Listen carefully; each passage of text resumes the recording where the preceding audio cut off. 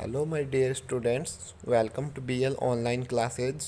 Students, हम बात कर रहे थे क्लास 12th के लिए इंग्लिश पैनोरमा का जो 6th लेसन है जिसका नाम है ट्रबल इन बोहेमिया। हम वो लेसन पढ़ेंगे आज, बिकॉज पीछे 5 लेसन क्लियर हो चुके हैं।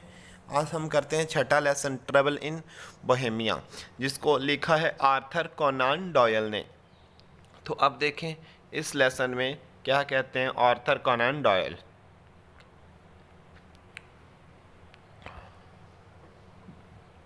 अबाउट द राइटर, हम पहले राइटर के बारे में पढ़ते हैं। Arthur Conan Doyle was a Scottish, मतलब स्कॉटलैंड का था, यहाँ से पता चला। कहाँ से था ये? स्कॉटिश, मतलब स्कॉटलैंड से। Scottish writer and most noted for creating a legendary world famous fictional character Sherlock Holmes as his loyal assistant doctor Watson and his loyal assistant doctor Watson. अब इसका बहुत ही मशहूर हुआ है, फेमस हुआ है, जो प्ले लिखा है इसने, एक क्या है उसका नाम, शेरलॉक होम्स नाम से लिखा, और उसका जो लॉयल कहते वफादार साथी था, कौन था? डॉक्टर वाटसन था। इसके बारे में जो लिखा है, he wrote more than 60 Sherlock Holmes mysteries कहाँ स्टोरीज। अब इसमें शेरलॉक होम्स पे 60 से ज़्यादा उसने कहानियाँ लिखी है जो कि मिस्ट्रियस है। मिस्ट्रियस होता है रहस्यात्मक। Which attract to readers all over the world, जिसने क्या पूरे संसार के रीडर्स को अपनी तरफ आकर्षित किया, अट्रैक्ट किया। Some of his notable Sherlock Holmes work include the stories of Sherlock Holmes, the adventures of Sherlock Holmes, the Hound of Baskervilles, the case book of Sherlock Holmes and memoirs of Sherlock Holmes। मतलब इस type से इतनी इसने रचनाएं की। He also wrote many non-fictional books, work of fantasy, science fiction, historical novels and poetry, and also created the fictional character named Professor Challenger and wrote a series of novels based on him। इसने बहुत सारे ये poems लिखे हैं, बहुत सारे novels लिखे हैं, स्टोरीज लिखी है, और अब देखो इसके शेरलॉक होम्स के ऊपर एक सीरीज लिख दी है पूरी की पूरी नॉवेल्स की। अब हम पढ़ते हैं इस स्टोरी को। तो ये स्टोरी कहाँ से शुरू होती है हमारी? यहाँ से। Whenever Sherlock Holmes spoke of Irene Adler, Irene Adler नाम का ये दूसरा पात्र आया है जो यहाँ पे क्या है? प्रिंसेस है, मतलब यहाँ पे लड़की की बात की जा रही है। कौन है उसमें? Irene Adler. It was in term of great respect, कि मतलब उसका नाम जब भी लिया जाता तो बहुत ही बड़ी रिस्पेक्ट के साथ लिया जाता। She was always the woman, कि वो हमेशा औरत ही थी एक। This did not mean that he was in any way sentimental about her. अब सेंटिमेंटल कहते हैं ना, भावुक। अपने को पता है औरतें भावुक होती है ज़्यादा, तो लेकिन यही कहा गया है कि वो औरत जरूर थी, यह तो कहा जाता था, लेकिन यह भी सभी को पता था कि वो भावुक नहीं थी।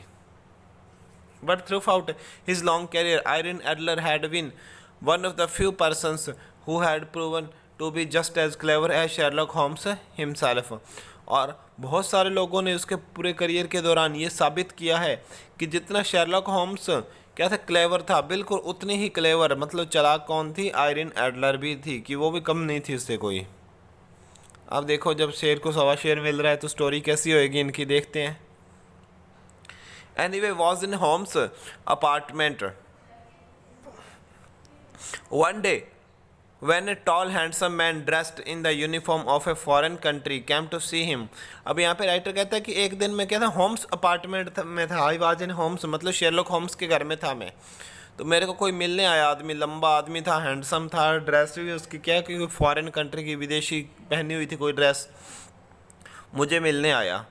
The man wore a mask and pretended to represent a second person।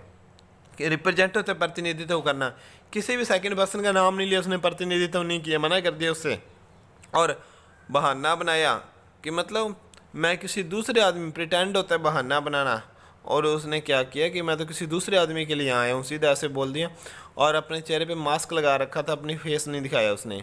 But Holmes soon recognize the man, लेकिन होम्स बहुत तेज आदमी था, उसने भी क्या किया, आदमी को हाथों हाथ पहचान लिया। Address him as your majesty, और उसको बोलती कि हमारे श्रीमान। And the fellow then admitted that he was the king of Bohemia, और जो फेलो था, साथी था, सामने वाला आदमी था, वो भी बता देता है कि हाँ मैं बोहेमिया, जो उनका राज्य है, कि मैं वहाँ का राजा ही हूँ। He had come, he said, to ask Sherlock Holmes help in a matter of great importance है। फिर राजा भी देखो कहते हैं बहुत बड़ी इंपॉर्टेंस का कोई मैटर है, मैं आपकी बहुत बड़ी हेल्प लेने आया हूँ एक। तो देखिए शेरलॉक होम्स कितना इंपॉर्टेंट आदमी था, राजा भी उसके पास, किंग है जो, वो भी उसके पास क्या हेल्प लेने आता है। It seems that 5 years earlier before he had become king, कहता है कि 5 साल पहले की बात है जब मैं किंग बना था, उससे भी पहले की बात है। He had been in Warsaw on a visit, कि मैं एक यात्रा पे टूर पे वारसा गया हुआ था। And had fallen in love with a beautiful American actress miss Irene Adler. फिर कहता है मैं वारसा की टूर पे यात्रा पे गया और वहाँ पर एक बहुत ही ब्यूटीफुल अमेरिका की एक्ट्रेस थी, अमेरिकन एक्ट्रेस थी जिसका नाम था मिस आयरिन एडलर, कि मैं उसके साथ प्यार में पड़ गया। I was crown Prince at the time, मैं उस समय क्राउन प्रिंस क्या था, राजकुमार, कि मैं उस समय राजकुमार था, राजा नहीं था। ही एक्सप्लेंड वह बोला। एंड आई वॉज यंग, और मैं युवा था। शॉर्टली आफ्टर, कुछ समय बाद, आई बिकम किंग, मैं राजा बन गया। Irene Adler was not of royal blood, royal blood होना क्या आता है, शाही खून से, मतलब राजाओं के परिवार से, राज परिवार से। वो कहते हैं आयरिन एडलर राज परिवार से नहीं थी, वो तो एक्ट्रेस थी। My family and the members of the government found out about the matter and naturally insisted me, insist होता है फोर्स करना, बाध्य करना है, that I must give miss Irene Adler up. और अब देखो कि सभी ने, कि जो मेरे फैमिली मेम्बर थे, जो गवर्नमेंट थे, जो मेरे ऑफिशियल थे, अधिकारी थे, सब ने चेक किया और मेरे को फोर्स किया कि आपको आयरिन एडलर को छोड़ना ही पड़ेगा, कि आप उससे शादी नहीं करवा सकते हो क्योंकि वो राजशाही परिवार से नहीं है। But my first responsibility was naturally to my country, कि आप देखो पहले तो क्या है अपने प्रेम की तरफ ध्यान देता था, उसकी पहली रिस्पॉन्सिबिलिटी उसका प्रेम ही था। लेकिन अब कहता है कि मेरी पहली रिस्पॉन्सिबिलिटी क्या थी, मेरी पहली रिस्पॉन्सिबिलिटी मेरी कंट्री थी, मेरा लव नहीं था। The king went on to explain that he was now about to be married to a princess of one of the neighbouring countries. और अब राजा बताता है कहानी कि मैं अब नेबरिंग कंट्रीज, पड़ोसी देश था, जो कोई पड़ोसी राज्य था, उसकी किसी प्रिंसेस से, राजकुमारी से शादी करवाने वाला था।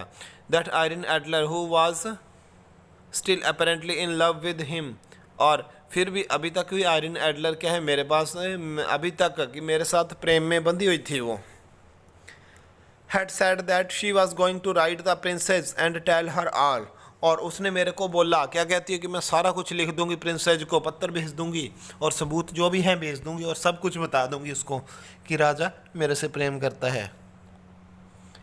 It is money miss Adler wants asked Holmes, Holmes बोला कि मिस एडलर क्या मनी चाहती है, क्या आपने उसको पैसा दे देते हैं, अपने को परेशान नहीं करेगी वो।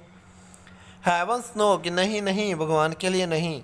She is not that kind of person, कि वो इस प्रकार की लालची आदमी नहीं, लालची औरत नहीं है।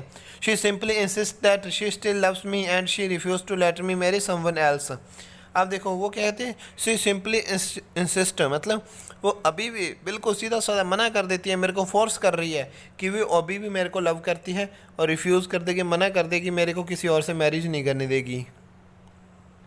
I suppose she has some letters of yours, but we can prove that they are false, said Holmes. Holmes कहता है कि फिर तो पक्का ही उसके पास लेटर भी होंगे आपके दिए हुए, लेकिन कोई बात नहीं, हम उसको झूठे साबित कर देंगे। They are written on my own private paper and in my own handwriting. She also has my photograph. और राजा क्या कहता है कि वो क्या है, मेरे खुद के पेपर पे लिखे गए हैं, प्राइवेट पेपर था जो मेरा निजी कागज़ है उसके ऊपर, कि जो मैं अपने राजशाही काम में यूज़ करता हूँ। And on my hand writing, और मेरी खुद की हैंड राइटिंग में है, कि मैं उसको कैसे मना करूँगा। She also has my photograph, उसके पास तो मेरा फोटोग्राफ भी पड़ा है, फ़ोटो पड़ी है मेरी, कि मैं उसको कैसे मना करूँगा। We can prove that the paper was stolen, और यहाँ पे देखिए शेरलॉक होम्स क्या कहता है कि हम कह सकते हैं, प्रूव कर सकते हैं, साबित कर सकते हैं कि पेपर क्या है, स्टोलन, मतलब चोरी कर लिया गया है। And that your hand writing was copied, और आपकी जो हैंड राइटिंग है उसको कॉपी कर लिया गया है। Any one can buy your photograph, आपका फोटोग्राफ, तो आप तो राजा हो, कहीं से भी कोई भी आपका फोटोग्राफ खरीद सकता है, फेमस पर्सन हो।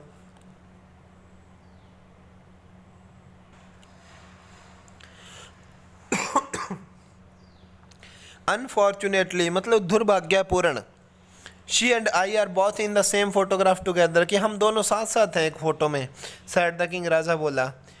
This is quite different, said Holmes, होम कहता है ये तो बिल्कुल अलग बात है।